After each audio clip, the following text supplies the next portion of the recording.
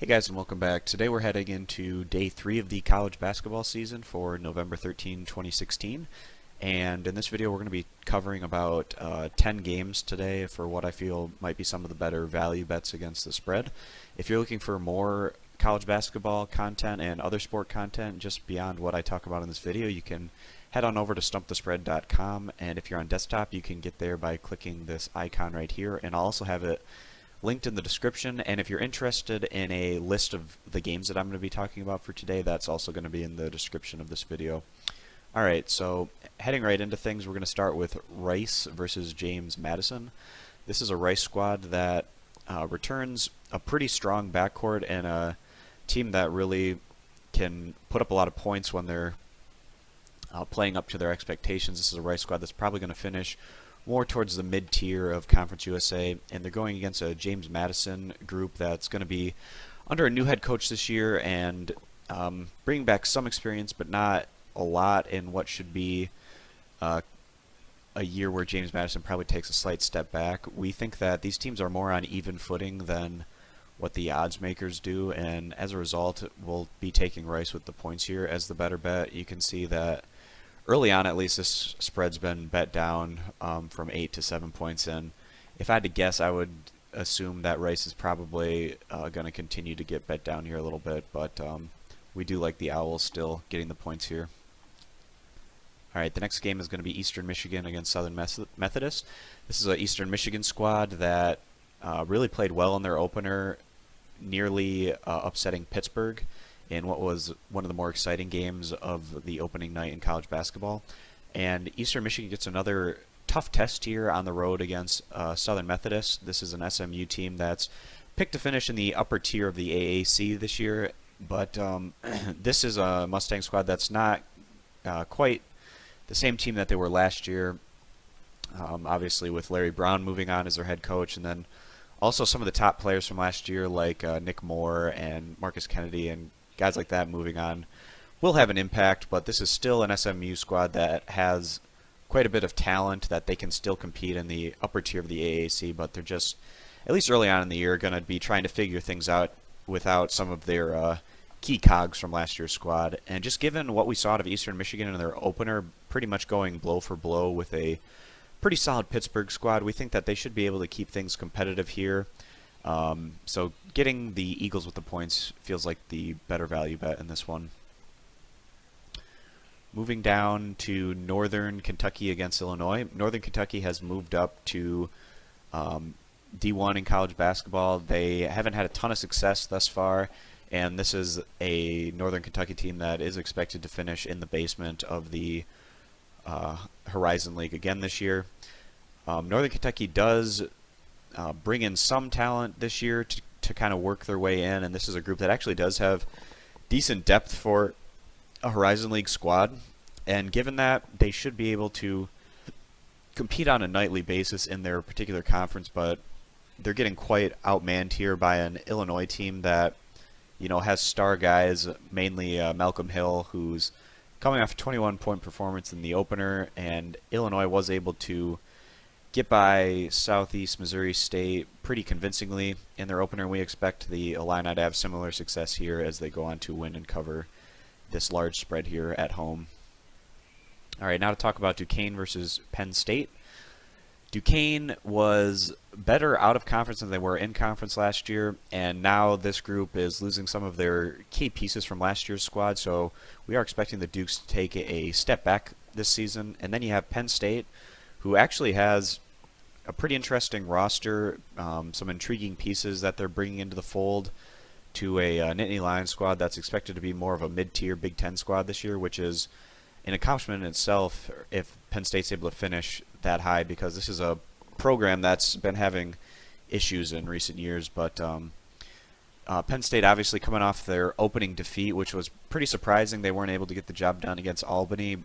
We do think that defeat is going to have more of a positive effect than a negative effect on Penn State, because we think they're going to really refocus their efforts and have a heightened sense of importance as a result for this game. And we do think that Penn State's going to be able to come through here on their home against a Duquesne squad that might be a little bit overvalued. We see that the spread has gone from -7 to -8 early on, and this might even slide up a bit further, so that's something to keep your eye on.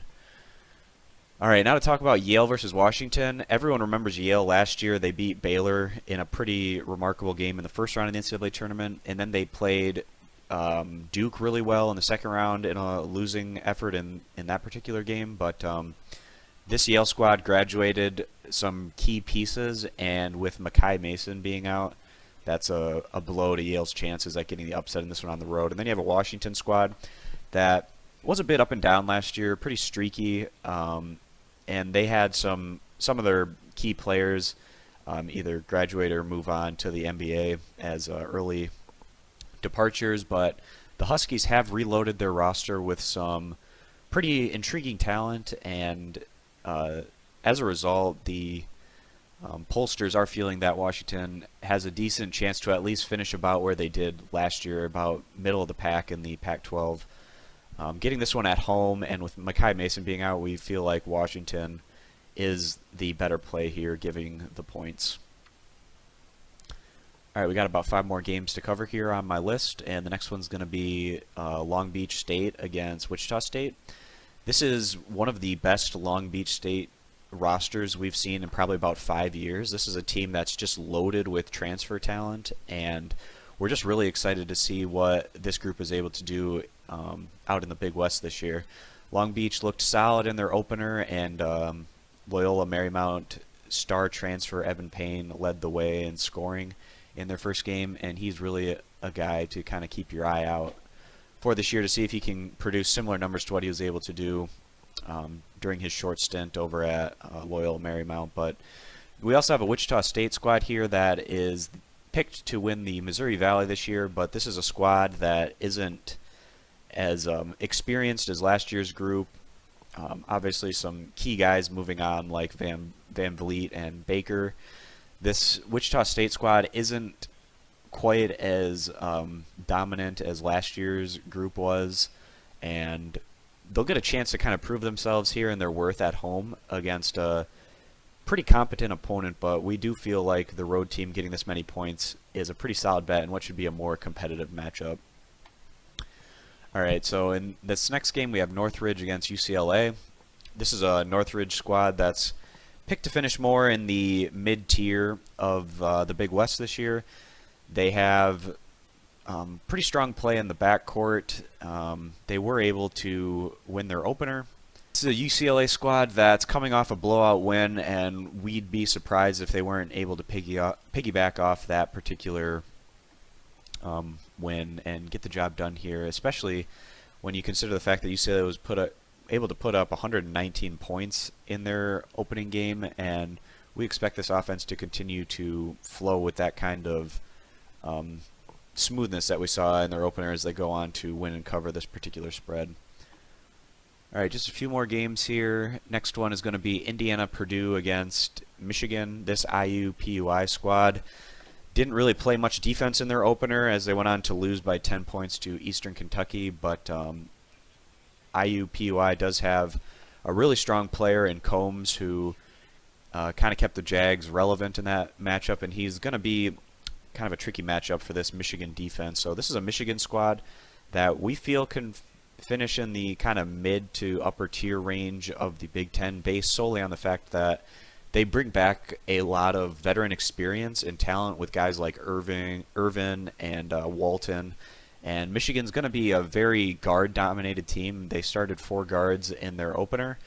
And a lot of it's just going to come down to Michigan's three-point shooting, which is often the case for a John Beilein team. We do like Michigan to win this one straight up, but we do feel like IUPUI can keep things competitive enough where they cover the spread here on the road. And we can already see that this one has shrunk from 21 to 19.5. All right, the next game I want to talk about is Chattanooga versus North Carolina. We really like this Chattanooga squad coming into the year. They returned pretty much all the important pieces to last year's squad, which won 29 games.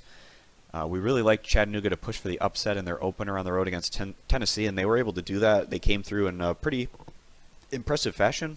And then you have a North Carolina squad that lost in the championship game last year. They lose guys like Bryce Johnson and Marcus Page, which kind of hurts, but this is still a North Carolina squad that has a lot of returning experience and talent, and North Carolina always reloads with their solid recruiting classes that they bring in every year. And in their opener, North Carolina came through on the road against Tulane, putting up a ton of points, but also not playing the best defense that they would particularly want to do. But you can see that this spread has gone down a point.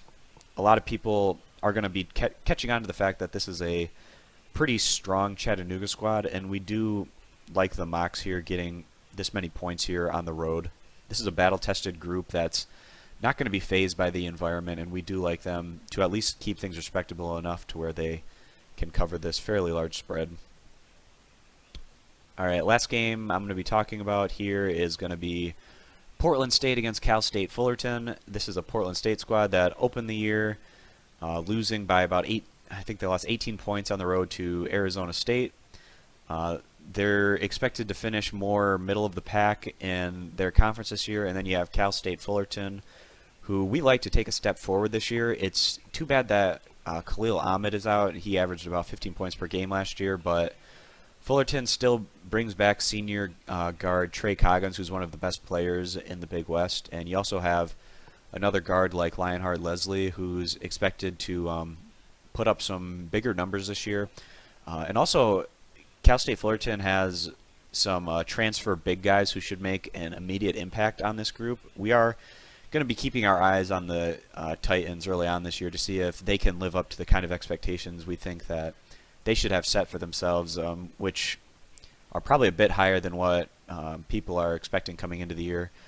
We can see this spread has gone up to -8 for -7, but we're big fans of Coggins ever since he was a freshman at Air Force. We really like his game. He plays very a cerebral game, but he also can go off at any time, and he's just a really great guy to have the ball in his hands at the end of the game. So we do like Cal State Fullerton to come through here and pick up the win on their home court against Portland State. So those are the games that I wanted to cover here for Sunday's action in day 3 of college basketball.